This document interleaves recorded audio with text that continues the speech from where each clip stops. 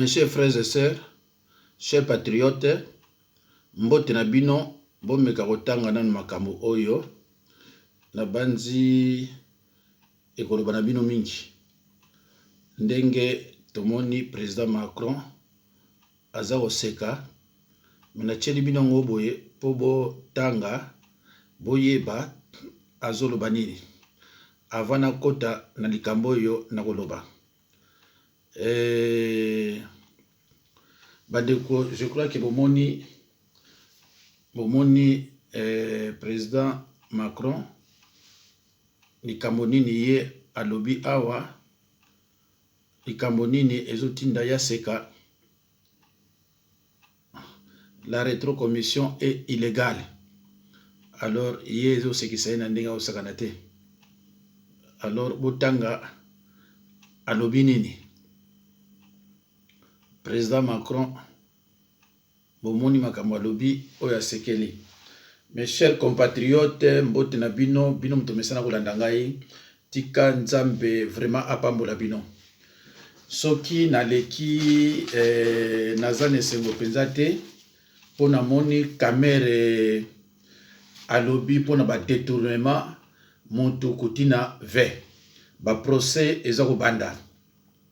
Me bande kona ngai. Kamere akoko sabatu nyonso, kamere akoluka koleka batuso na mayele, mais sauf ngai ekozalani kama pasi pona kamere alekanga bazeni so osalanga na ebiango. Alors kamere pona ye semaine prochaine il faut la ouverture ya ba procès. Baba na okanga batu oyo ba détourna. Mais tango natali makamu ya lobi nazo kama ndinga zo bimisa sikoyo.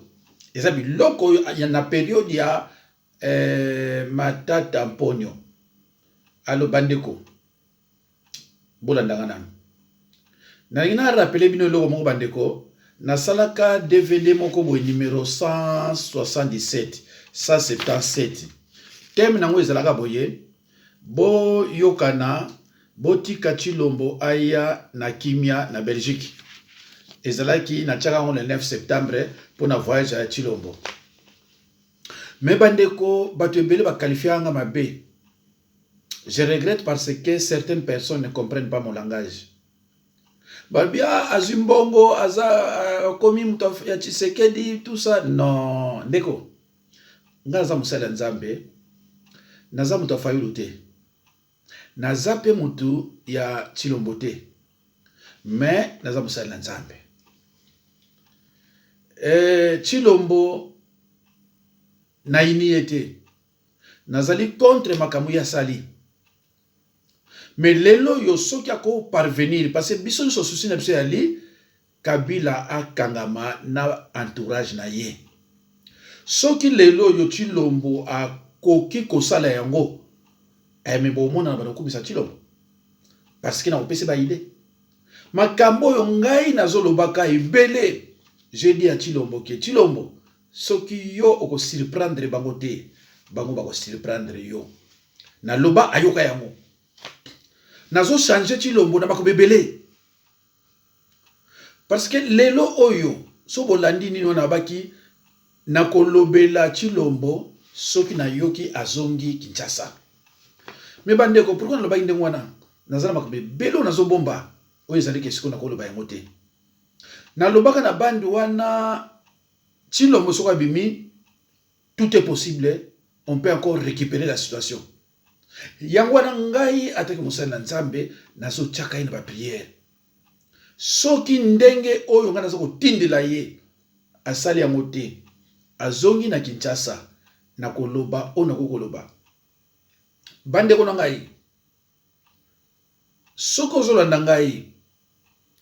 Ozali boso di vidéo na ngai pour comprendre message na ngai nako senga yo olanda ngole biso 2 fois 3 fois ngaza musala nzambe souci na nga eza nini, souci ya biso peuple congolais eza nini, souci na biso za fayulu te, souci na biso za Chilombo te, souci na biso ya nini.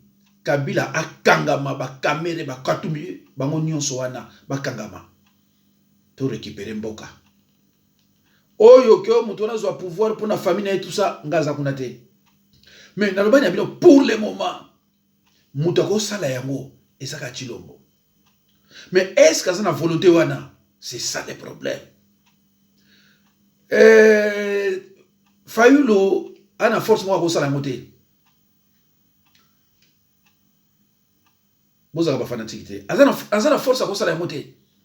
Parce que cour constitutionnelle ya mboka o ya biso ba mindele bazoye bake eza cour ya ba congolais. Alobi Tshilombo. Tango ye asa lobi yango communauté internationale yoki yango malgré Tshilombo aza voleur de voix, aza ki bokonza ko yiba ba considérer ye. Mais nga na tina ba message nanga na ba conseiller na proche. Spirituellement aussi, je continue à envoyer. Soko asali yango, tuko récupérer mboka. Souci oya biso, soki asali yango te boyo kanga bien. Soki asali yango te, ko récupérer mboka et comme on a biso passi. Oui, tout est possible, mais comme on a biso passi. Parce que ces gens-là vont récupérer encore. Baza déjà le pouvoir, mais qu'on va récupérer ce qu'on a dit normal. Deko, sozo na makamunanga, nazoloba, landa kango, nandega kimia o comprendre kamwa mkesu na zawapi. Eza makamususu, ezo suka awa, neti na luba me, ezo zonga na ko luba yangote. Bino boye biti na caméra lobby, alingi a précipité, ba na kanga batu, oyo ba détourner. Est-ce que bino so comprendre ngo? Na cette analyse, na ko expliquer bino ngo sikoyo. Mais tout tanga na ensemble, makambo caméra lobby. Quand il y a détournement de fonds, bon, tout tanga kaka 1, parce que na combien on bien té, l'inet peso mon na bien té. Campagne agricole, il y a 2012 à 2014. Coût total du projet est 70 millions de dollars.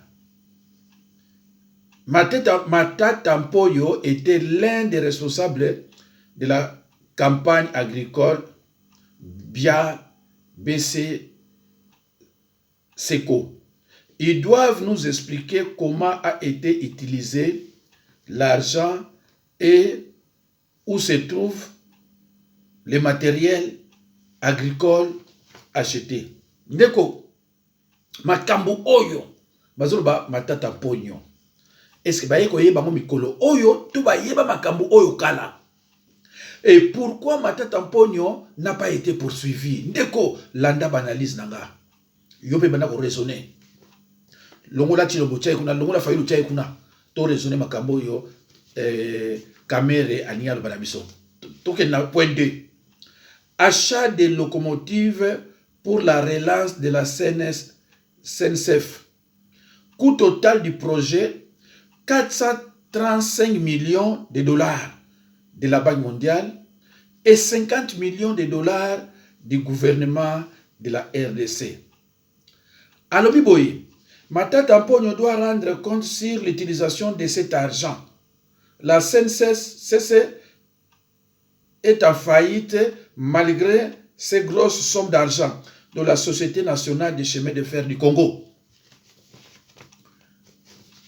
Ndekobola na nga malembe baninga na ngai parce na yebi ke bino na nga to na susi moko susi na biso na bikino eza nini Kabila fa kangama ah oui Tshilombo tshai kuna Fayulu tshai kuna Kabila il faut akangama susi na biso ngwana mais bandeko na minute na zo na bino makambo ezo kendeka mwa bien total là soki na suka na ngo ndeko beba mais na minute nga zo loba ezo kendeka mwa bien.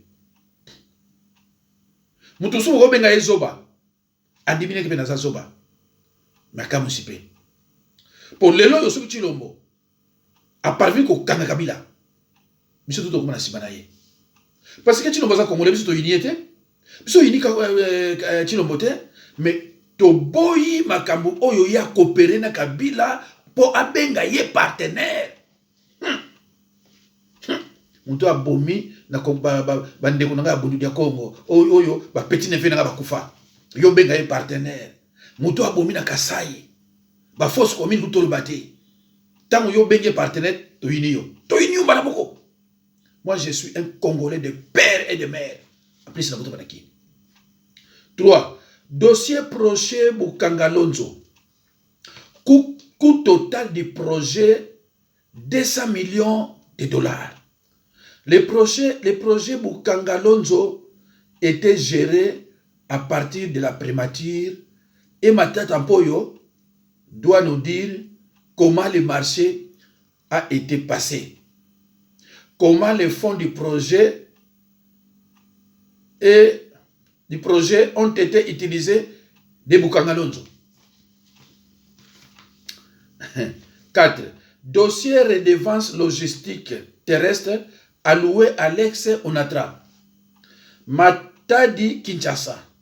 Matata Mpoyo doit venir nous dire comment ont été utilisés les fonds de la... Ndekonangai.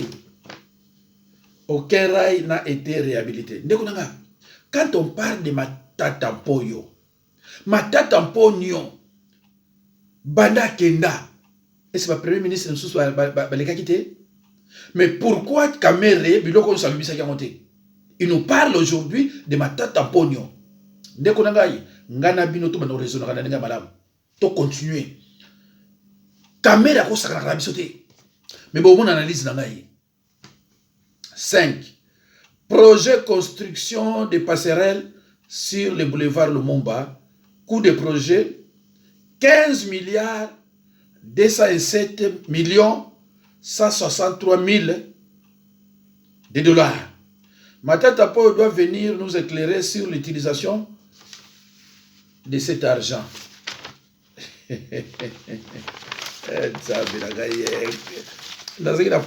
Combien dossier de défense, projet, construction, 5, Sikoyo Photo Kende, na 6 Yangoyo. 6 Yangoyo. Projet de construction des stades municipaux. Coût de projet 5 millions de dollars. Matata Mpoyo comme d'habitude. 7. Projet de construction de 1000 écoles par an. Coût de projet 198 millions. Non, milliards. 255 millions 754 dollars. Soki Bandeko, peut-être comme erreur ou bien faute nandeng nazo tanga ba chiffre wana eza problème te problème na biso eza nini to comprendre ye mutoyo kamera ngana bino awawa naza tilombote naza failuté mais eza ne mboka yanga na yo de vrais congolais to komi na point 8 campagne agricole yango susu ayeko répéter 2012-2014 70 millions dossier Panama Pamper 9. 1 milliard 500 millions de dollars que Kabila et sa famille biologique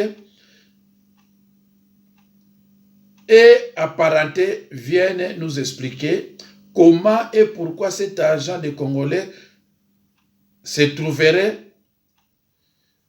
dans des paradis fiscaux.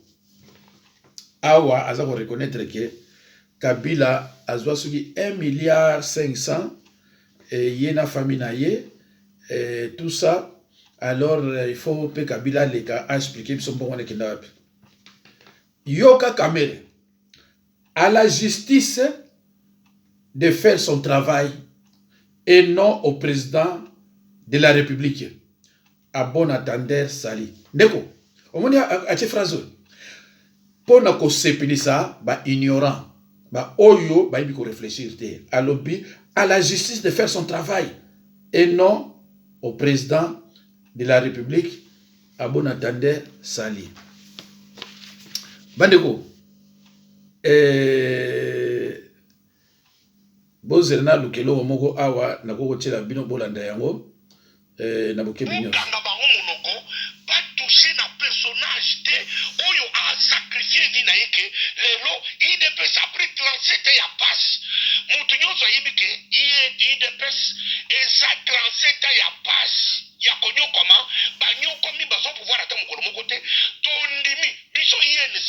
avec Vital Caméra à la pointe, Tozo Nassima, aux amants de Liboso, Zobokonzi. Mais elles ont dit faiblesse, elles ont dit lâcheté, elles ont dit jeu politique. Mais ce Ce qui nous a respecté yango te, bozo ko banda, ko finga les individus, les indigènes qui ne sont pas à la taille de Vital Kamerhe, Kamerhe qui a un parti politique, qui a des enfants, qui a des héritiers spirituels comme Tchatumba qui existe et qui parle. Vous vous permettrez à l'insulter. Na moi bateau sur ce côté là. Et surtout moi il y a une diversité et c'est que kanga ba moi mon côté. Ce qui Kamerhe il est bon, tout c'est la justice.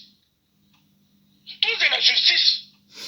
Justice ba lobike papa Benje Numbi a lobike moto lobike kamboyo te ni ambe ni ama. Où est la justice? Vous faites en avance pourquoi? IDPS na sengi na bino. Boyebi monoko ya Tchatumba. Bokoya kolela. Moi je m'en fous quand vous détruisez une vision. Congo fort et prospère au cœur de l'Afrique. Vous voulez détruire cette vision, alors c'est les Congolais que vous détruisez. Ça serait sans pitié. Nous sommes tous à la présidence. Na sengi na bino. IDPS. Botika Vital Kamerhe asalaka na bamibi professionnel ya mboko bato so edike bato bayiba kamongo bakomo na bango boyi. Vital Kamerhe bakanga ya ta moko na moyibi mukolo moko te. Vital Kamerhe a été accusé du vol. En face de lui, beaucoup de ses adversaires et de ses ennemis, il n'a jamais été accusé de vol. Vital Kamerhe. Le Notomoni, Assemblée nationale, les administratifs de l'Assemblée, Bakeko, couronné que ce monsieur Azadik, un véritable président de la depuis Parlement congolais bandi, n'a pas besoin de président à Boyete. Besoin d'administratif, il y a administration, il y a Tshisekedi du président. Bandeko ya IDPS. Vous voulez le feu? Bandeko ya IDPS. Vous voulez les chaos? Mais ceux qui bolingi fait, bolingi chaos, alors vous serez responsable de ce que vous voulez faire. Puisque Ngaï Tchatumba, quand je m'allume, c'est sans pitié, c'est sans... Je n'ai peur de personne, puisque vous êtes en train de détruire un innocent. Tout c'est la justice. Mais, ministère au caméra sala, Moussa au caméra sala, c'est pas quand caméra oui il place ni. Mes chers frères, chers compatriotes, vous avez suivi un mendiant. Quelqu'un qui n'a jamais travaillé depuis sa naissance. Il était ici en France. Ici, il n'a pas travaillé. À Kinshasa aussi, pareil. On vient de m'apprendre que, par pitié, Nailoko Alobi,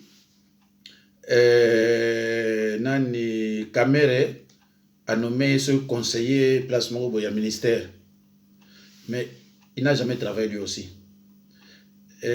Ombomoni Mandia, alors que Kamerhe a impliqué na 15 millions.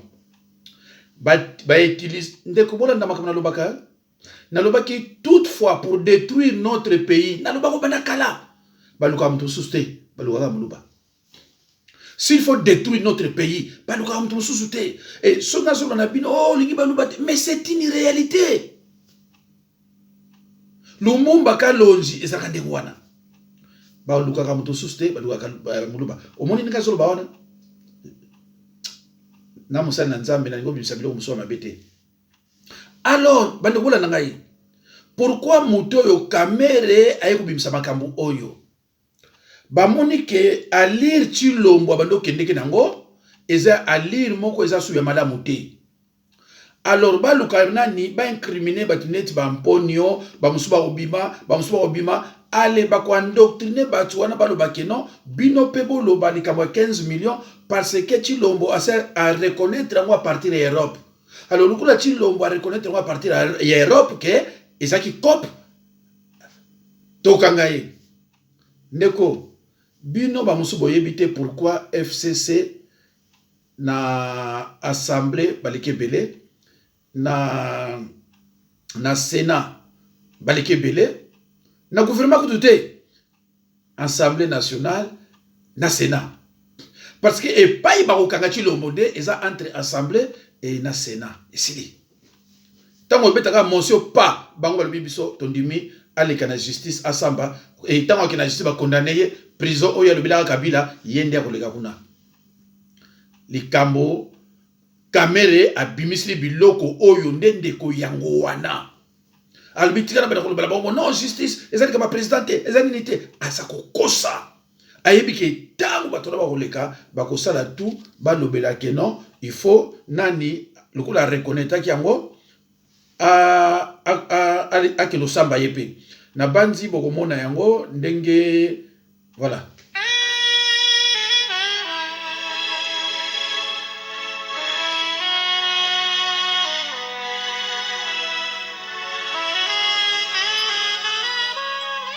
Par exemple, quand on reçoit au Congo des rétro-commissions d'une affaire, sous d'autres cieux, c'est illégal. Mais au Congo, c'est légal, l'affaire des 15 millions. Ça tombe plutôt dans le sens de rétro-commission. C'est pas du détournement rétro-commission. Hein, vous voyez, on paye une facture et puis vous dites, ben, puisque je veux vous payer la facture, rendez-moi aussi autant.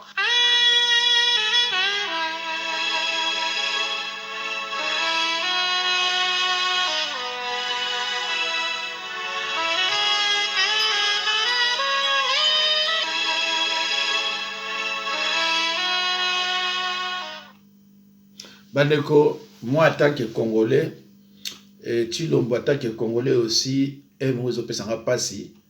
Et à niveau n'a été à côté de la chevronne, boye ba poser des questions et puis on va répondre. Kabila tant mazoki pouvoir, le col a yeba rien, abana obimate, abana qui ne peut m'interviewer parce que ayeba te la président plus que ma président. Eza kamoko eza similaire na ya Tshilombo. Second l'année de Kamutilo Balobiawa, alobi déjà que rétrocommission est illégale. Alobiamo, abi est illégal. Mais après kolobake, pas na biso, ils ont un problème té. Donc na niveau ya monde entier à reconnaître que eloko wana babimisa ki bambongo wana parce que mbongo wana batinaki na banque mo ba fongolisika. Donc à reconnaître que moyibi wana. Raison pour laquelle Kamera lui dit mais non, il faut que la justice. Pour nous kakabamponi banani. Mais président de la République est allié le kutaï ya tatawana tala. Pas union ya Tshilombo, c'est Kamera. Pas si ya ba Congolais, ndeko c'est Kamera. Ndeko nangana za musana nzami ta ko insister na likambo ezali ndeko wana. Sikoyo tango no kanga bato samisa bato papa ale mbala mo bato na balo oh mais hier vous ko reconnaître comme 15 millions kuna yepe abima mbala moko sénat ou bien assemblée ale pas cour constitutionnelle les cas de justice pas prison mbala moko Kamere muta ko remplacer parce que yem toza directeur du cabinet ba olanda sous constitution na bango date balo non to poni Kamere est-ce que boyebi que moi c'est Kamere asa bani ko sala ka ba œuvre sociale na yebite so ko za distraire asa bandai ko sala yango est-ce que boyoka fuite moko na liwa ya Chirac que Kamera na ki koto ndeko na ngai levez-vous Kamera amoni ke non likamba boye allez tozo Tchatumba mandia allez kende ko bima kuna ke non Kamera makamana zanakate Kamera makamana zanakate sikoyo e bimi e yokani na matoyi ya ba Congolais ke Kamera kutazana ete Tchatumba lobi yango Tchatumba c'est un détraqué Tchatumba zaka normalité Tchatumba ana poto il n'a jamais travaillé banda botama a travaillé Tchatumba aki komona ki sasa sikoyo tango Tshilombo ake e a profiter nango amona ki sasa Yesu ba tché conseiller pour le wa kamoni pour avant na kaneka wana soki likamosini ba pesa mbongo mais il connaît rien aibe le côté ndeko talande bazo kozwa batu na biso oyebi ke ndeko eza pasi mais ngazo bana bino on dirait makamoko ezo ya bien pour na Congo on dirait soki eko changer na koleka pour na yebisa bino ke simbité mais eza court na musala nzambe eza court tout ça va battre tolanda susu oyo ne fils que même quelque chose. C'est quand même une question qui préoccupe la nation. On ne présume plus Félix Tshisekedi a reconnu que l'argent a été bel et bien détourné. Il a essayé un peu d'atténuer en enfonçant les choses, parce qu'il parle de rétrocommission, c'est une forme très très dangereuse de la corruption. Dans d'autres pays, le président de la République, qui est garant des institutions, tirerait toutes les conséquences des propos qu'il a tenus à Paris. Les rétrocommissions, et il a expliqué, au Congo on dit que ce sont des COP. Au sommet de l'État, nous n'avons pas placé des commissionnaires. Au sommet de l'État congolais, nous n'avons pas placé des gens qui sont là pour s'enrichir. Un deal, 15 millions. Avec 15 millions de dollars, on peut avoir une bonne école dans chaque territoire de la République démocratique du Congo. Une très très bonne école. Avec 15 millions de dollars, on peut avoir des centaines de chaque territoire de la République démocratique du Congo. Et que cet argent se volatilise. Et que ce soit le président de la République qui nous dit que ce n'est pas si grave que ça, on n'a pas détourné de l'argent, c'est ce qu'on appelle des COP, des rétrocommissions. C'est très grave. C'est même grave que ça vienne de l'institution suprême de la République. Kamere devrait se mettre de côté, comme l'a demandé le CLC, pour que la justice fasse son travail. Mais encore que je me demande quel travail la justice va faire, parce que Félix Tshisekedi a déjà tiré toutes les conclusions que ce n'est pas un problème au Congo. C'est même une insulte face à la population congolaise, parce que au Congo, un homme politique peut prendre 15 millions de dollars, ce n'est pas grave. Le président de la République nous a présenté comme un peuple qui accepte ce qui est arrivé. Mais nous n'accepterons pas ça. Le CLC va lancer des marches, je crois, à partir du 1er octobre. Tous les Congolais sont obligés d'aller honorer la République. Parce que la façon dont les premiers d'entre nous présentent, c'est une façon qui nous ridiculise, qui ne nous fait pas respecter. Et ça fait ce que nous sommes la nation la plus pauvre de la planète Terre. Plus de 80% des Congolais vivent avec moins de $1 par jour. Et qui est parmi nous, ceux qui s'autorisent à prendre 15 millions de dollars. Et que le président de la République présente ça comme un COP, un deal, au sommet de l'État, c'est quand même grave. Nous avons le devoir de dire que nous ne sommes pas d'accord. Est-ce que ces marches-là annoncées par les catholiques, il faut le dire comme ça, est-ce que c'est encore porté pendant que le président Pékou... Alors, Bandeko, Nangai, nazo obligé na kata yango. Que quelqu'un les a pris parce qu'il nazo obligé na kata yango parce que comme il y a vraiment musika. Nabanzi boyoki ndenge ndeko azoloba ndenga na lobaki c'est grave ba propos oyo ya tenir na libanda. Donc nayebite soki ndeko na biso Tshilombo azana ba conseiller moko chevronné, et je ne pense pas parce que ba question so bazo poser ye aza obligé à répondre té ndenge à répondre loko ndenge wana et pesi batwa FCC makasi na ndenge akosakana te ya bomoni Kamere ba monike baza suna temps ko perdre te bazela katina ba mandat kuna non to bimisaka makama justice ndeko na ngai et loko zo boma biso tozangi eloko babengi résistance. Soki tozalaka na résistance, mutu neti Kamere ndetile lwa koza so invité. Parce que c'est le véritable Maradona burundais oyo azoko bebi sa Tshilombo na ba congolais na ndinga osakana te. Alo bandeko naza suna nouvelle moko ba bwa kila inga na bani ça fait au 2e jour ou bien 3e jour. L'ex-président Eduardo dos Santos a été arrêté et emprisonné depuis avant-hier.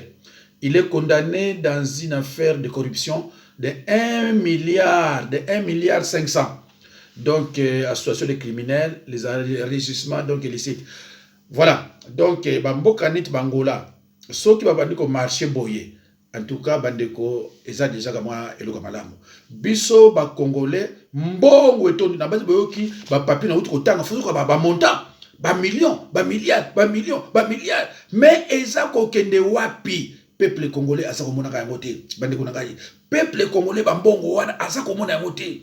Mboko la biso etondi na mbongo, peuple congolais avivaka na bambongo ya mboka na ete batu basoko vivre yango batu neti ba Kamere ba uti soki wapi ba Kanambe ba oyo juif nani Katumbi ba Ruberwa na regarde-moi ça yango na bandeko tangu nanu Tshilombo a babysité et kako sala autrement soki vraiment sali yango et to comme na niveau que ba Kanambe bas l'arrêter et pourquoi pas Pourquoi pas? C'est pour ça nga ataki musala nzambe na tiaka fayu na mabondeli parce que yende muta gagner l'élection.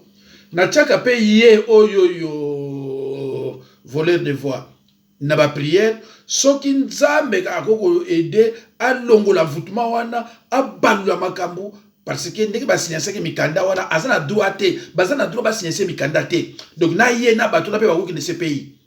Allo bandeko na banzi boye bozo mona figure oyo ya mama oyo botala figure yango bien boye biango rwandaise oyo bomoni rwandaise oyo abebisaki vie ya ba gouverneur azana ye nde toujours ba boye azana ye libre na banzi na éviter awa personne figure na ye kobima na éviter mais peut-être oui omonié na Congo Brazzaville azana ye libre eza mawa bandeko na ngai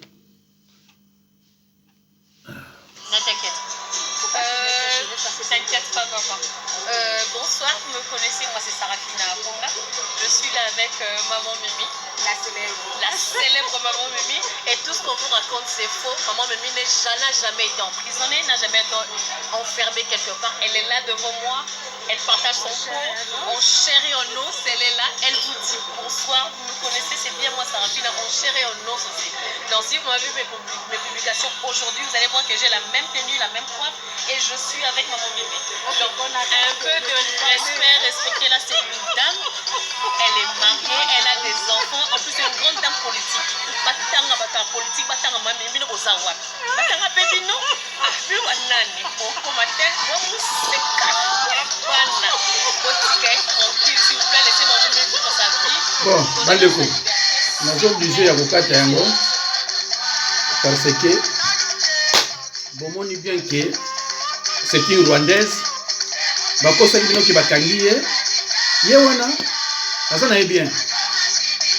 Allo bandeko na ngai nzambe apambola bino bouti kolanda moninga na bino le révérend pasteur Jacques Dinabanza na banzi bolekote flash mosusu kotokota lobi na makambo na nzambe na baninga oyo tozokota na zone rouge octobre, novembre, décembre eza basanza oyo basorcier na basataniste bapesaka badimi na bango epai ya satan e badimi na bango ezalaka la chair humaine. Donc à partir ya lobi bozala prudent